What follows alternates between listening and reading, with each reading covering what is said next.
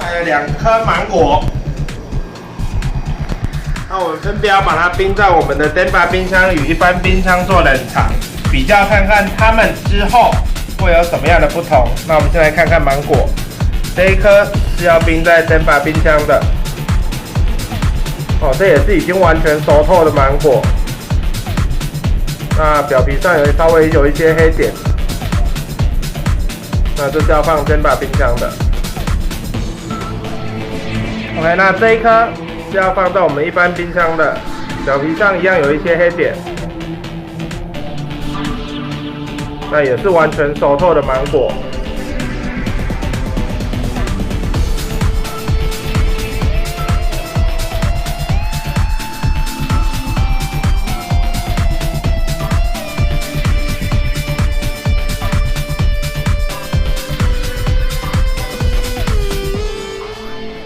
经过了8天的时间，这是我们的芒果。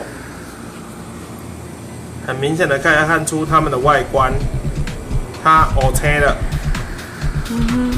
黑黑的，而且触感是软烂的，是软的。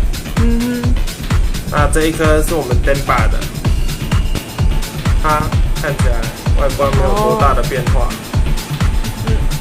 它还是硬硬的。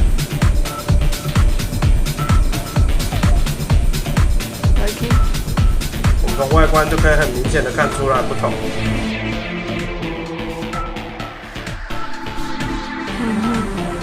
那我们把它撒开来看看吧。